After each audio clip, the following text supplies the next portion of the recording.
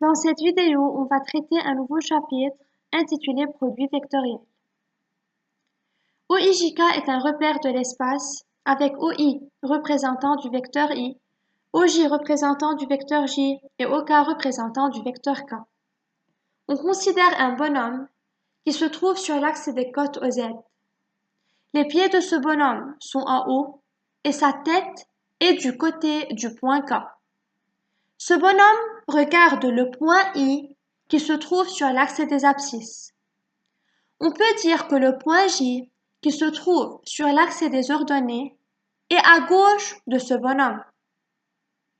Dans ce cas, le repère OIJK est dit un repère direct.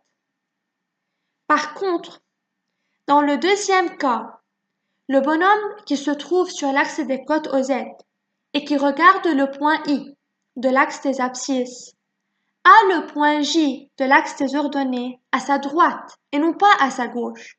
Dans ce cas, le repère OIJK est dit un repère indirect. Dans le cas où OIJK est un repère direct, la base IJK est dite une base directe. Aussi, le trièdre OI, OJ, OK est direct. De même, si OIJK est un repère indirect, la base IJK est dite une base indirecte. Lorsqu'on distingue ces deux types de repères, on dit alors que l'espace est orienté. C'est quoi le produit vectoriel de deux vecteurs de l'espace?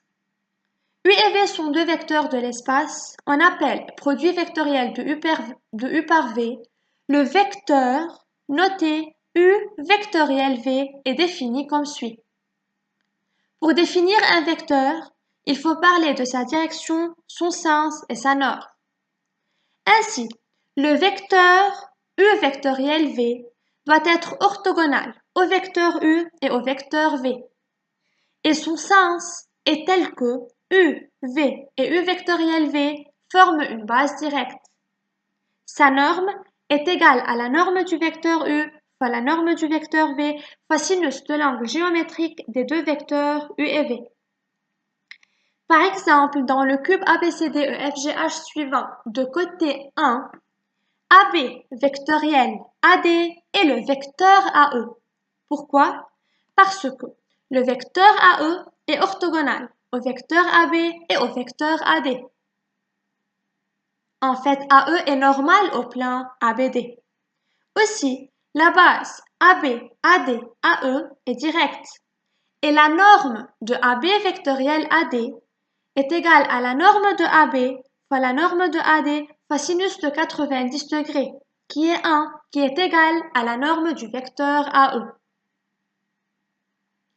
Dans le cas où U et V sont deux vecteurs de l'espace collinéaire, alors leur produit vectoriel est le vecteur nul. Faites attention, le produit vectoriel de deux vecteurs est un vecteur et non pas un réel. En fait, si U et V sont collinéaires, l'angle de ces deux vecteurs est égal à 0 degré ou à 180 degrés. Or, sinus 0 ou sinus 180 est égal à 0. Donc, dans le cas où U et V sont collinéaires, la norme du vecteur U vectoriel V est égale à 0. Norme d'un vecteur est nulle implique que ce vecteur est le vecteur nul. U vectoriel U va être égal nécessairement au vecteur nul, puisqu'on parle de deux vecteurs collinéaires dont l'angle est égal à 0 degré. À propos des propriétés du produit vectoriel, il n'est pas commutatif comme le produit scalaire. U vectoriel V est égal à moins V vectoriel U. U vectoriel V plus W est égal à U vectoriel V plus U vectoriel W. Il est distributif. Et alpha U vectoriel bêta V où alpha et bêta sont deux réels est égal à alpha fois bêta fois le vecteur U vectoriel V. U scalaire U vectoriel V est égal à 0. On a déjà dit que le vecteur U vectoriel V est orthogonal au vecteur U et au vecteur V. Et le produit scalaire de deux vecteurs orthogonaux est nul. C'est pourquoi V scalaire U vectoriel V est aussi égal à 0. Comme conséquence, si OIJK est un repère orthonormal direct, alors ces égalités sont vérifiées. I vectoriel I égale J vectoriel J égale K vectoriel K égale le vecteur nul.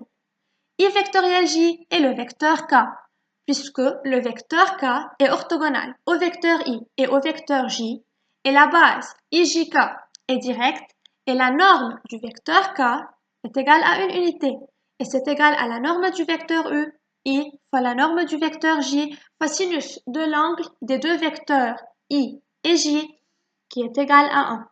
De même, J vectoriel K est le vecteur I, et K vectoriel I est le vecteur J. Prenons l'exemple suivant. OIJK est un repère orthonormal direct, donc ses égalités sont vérifiées.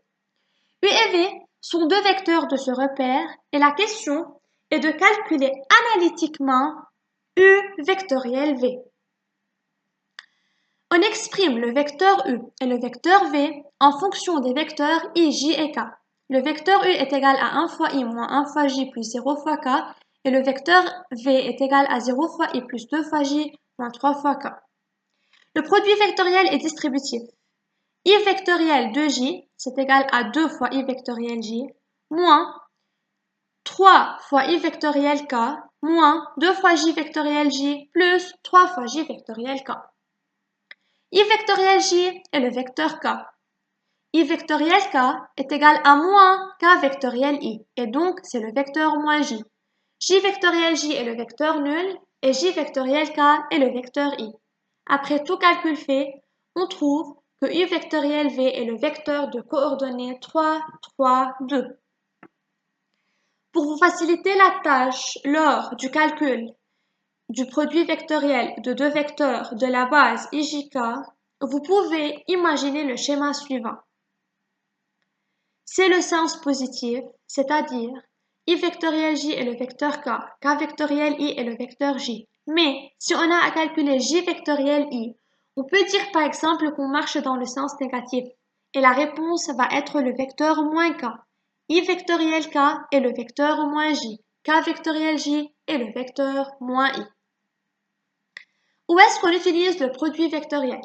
Si on a à montrer que trois points de l'espace sont alignés, il suffit de montrer que le produit vectoriel de deux vecteurs formés par ces trois points est le vecteur nul. Et si on a à calculer l'aire d'un triangle, le produit vectoriel est utilisé. En fait, si ABC est un triangle de hauteur BH, l'aire du triangle ABC est égale à la moitié de BH fois AC. Sinus de l'angle BAC dans le triangle BAH rectangle en H est égal à BH côté opposé sur AB hypoténuse. Donc, à la place de BH, on peut écrire AB fois sinus de l'angle BAC. Or, la norme du produit vectoriel des deux vecteurs AB et AC est égale à la longueur de AB fois la longueur de AC fois sinus de l'angle de sommet A. Donc, on peut dire que l'aire du triangle ABC est égale à la moitié de la norme du produit vectoriel des deux vecteurs AB et AC. Vous pouvez utiliser n'importe quelle égalité. À bientôt.